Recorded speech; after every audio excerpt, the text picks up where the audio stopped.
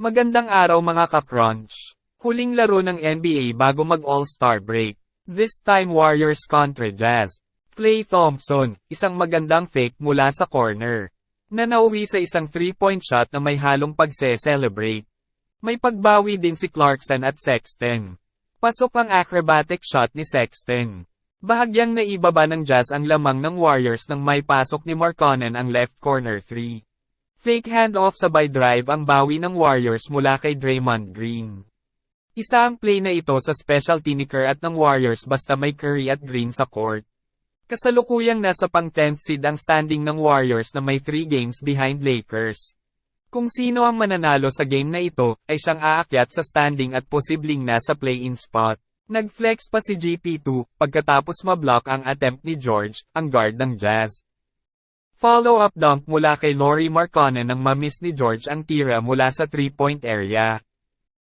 Steph Curry nag-relocate sa kabilang area na may magandang screen para makakuha ng wide-open shot. Alam na alam ni Steph kung saan siya pupunta kapag si Green ang may hawak ng bola.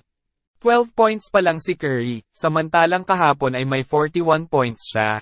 Follow-up dunk mula kay GP2 nang magmintis ang tira ni Klay sa 3-point area. Akala nila isang offensive rebound lang gagawin ni GP2 pero nauwi sa isang dunk. Na-hype na din ang bench ng Warriors sa ginawa ni GP2. Pero pagkatapos sa sequence na iyon, na-foul agad si GP2 nang tumira si Jordan Clarkson sa left corner. Baba sa 8 points ang hinahabol ng Jazz dahil sa magandang pasa ni Collin Sexton sa ilalim.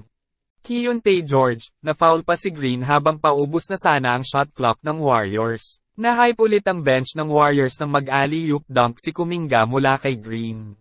Hindi pa rin sumusuko ang Jazz, may pagbawi na naman si Markkanen mula sa 3 points.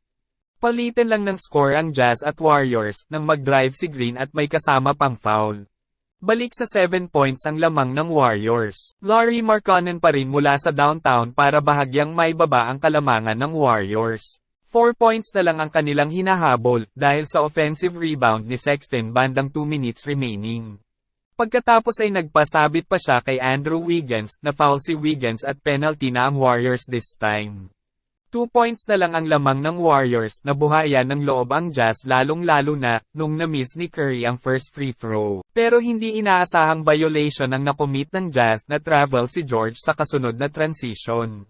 Mabuti na lang nakabawi si John Collins ng isang dunk bandang 40 seconds remaining. Lamang pa rin ang Warriors ng 1 point.